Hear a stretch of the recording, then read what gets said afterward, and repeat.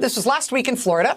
They finally held a special congressional election to fill the seat of the late Democratic Congressman Elsie Hastings, who died in April. Congressman Hastings' district is really Democratic.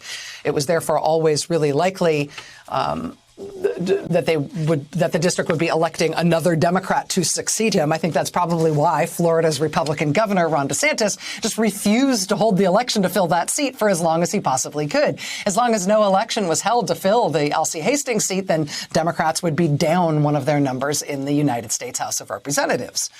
He held off and held off and held off. That said, there are rules about these things. He did get sued to finally hold the election. And finally, we did get that election last week, more than 9 months after Congressman Elsie Hastings died.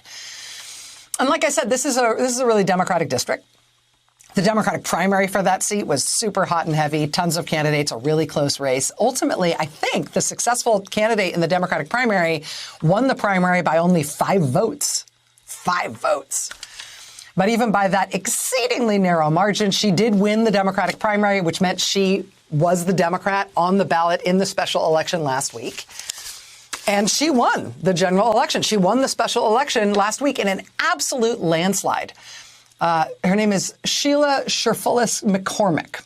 And she was the Democratic contender for that seat. She's got a great story, actually. She's the child of Haitian immigrants. Her parents were a taxi driver and a maid. She is now a lawyer and the CEO of a healthcare company. And thanks to her blowout victory in that congressional election last week, she's now the first Haitian American ever elected to Congress from Florida, only the second Haitian American ever elected to Congress ever. Like I said, great story. All because she just cleaned up in that race. She got 79% of the vote in that election last week. The Republican who ran against her got less than 20% of the vote. Her margin of victory in that special election was almost 60 points, just a complete blowout.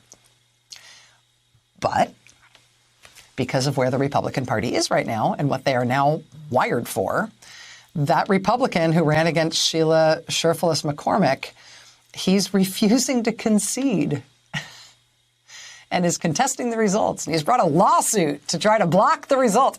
He said after election night, quote, "I did not win, so they say." He recently told one CBS station in Florida, quote, "We'll have some stuff coming out that we've recently discovered." Dude lost this race by 60 points. He did not break 20% of the vote in a two-way race. I didn't win, so they say. Republicans now, any race, anywhere in the country, any margin of loss, doesn't matter. Why would they accept an election result unless they won? Why would any Republican losing any election anywhere in the country from this point forward admit that they had lost, concede, and congratulate their opponent? Think that's the way to get ahead in the Republican Party right now? Sheila McCormick will be sworn in tomorrow on Capitol Hill.